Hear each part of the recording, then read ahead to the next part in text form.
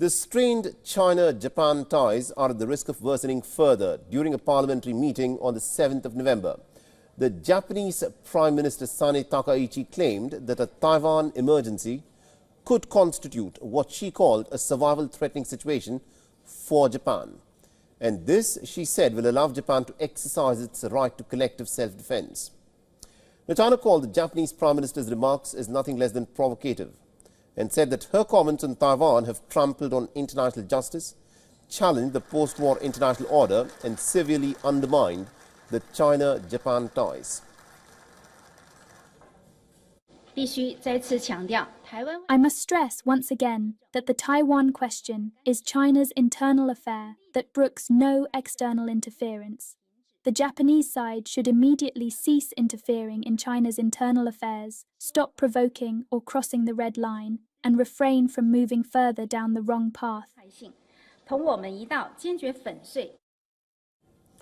The timing of the Japanese Prime Minister Takaichi's remarks infuriated Beijing. Her statement came shortly after Beijing designated the 25th of October as the day to commemorate Taiwan's liberation from Japanese occupation 80 years ago. In addition, Beijing also held high-profile events in the months of August and September to mark the 80th anniversary of China's victory against the Japanese aggression in World War II that culminated with a massive military parade on the 3rd of September.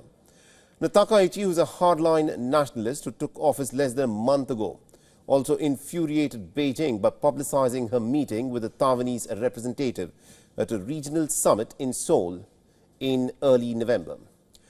Now, survival-threatening situations is a legal term that allows Japan's premier to deploy the country's self-defense forces. It is defined broadly in a controversial 2015 law that expanded the scope of when the pacifist country's military could act.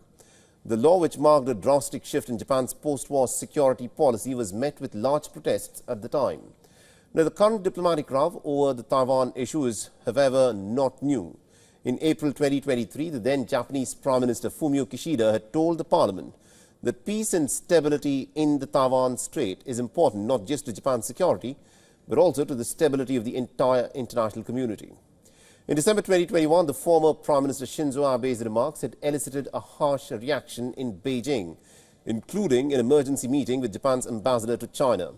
Now, Abe said, and I quote, "A Taiwan contingency is a contingency for Japan. In other words, it is also a contingency for the Japan-US alliance, and people in Beijing, particularly President Xi Jinping, should not misjudge that." Now, in June of 2021, China had warned Japan after its then Prime Minister Yoshihide Suga had referred to Taiwan as a country during a meeting of National Diet. The country's bicameral legislature in its first one-on-one parliamentary debate with the opposition leader, Suga had named Australia, New Zealand and Taiwan, and had said that such three countries have been imposing strong restrictions on privacy rights to curb the novel coronavirus outbreak. The present diplomatic spat is being seen as a clear escalation of a complex and an unresolved wartime history between the two nations. Now, Beijing sees Taiwan as part of China to be reunited by force if necessary. From Beijing's point of view, recognition of its position on Taiwan is fundamental to any country establishing diplomatic ties with China. Most countries, including Japan and the United States, do not recognize Taiwan as an independent nation-state.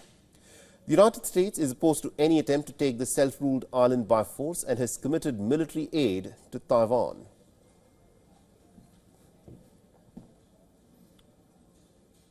And here are some of the reactions from people of Japan, China and Hong Kong as ties between Tokyo and Beijing continue to deteriorate, isn't it?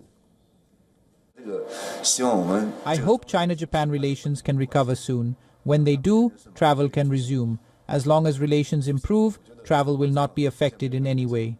Even if the temperature rises with the Chinese government, I think the friendship between people will not change.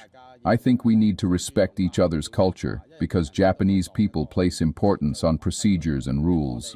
I hope China and Japan will both do better in their development, and I don't think we would reject each other. A lot of Chinese people hold anti-Japanese sentiments, so that can be difficult for Japanese people. When Chinese people who dislike Japan come here, some Japanese people may feel uneasy. 嫌いな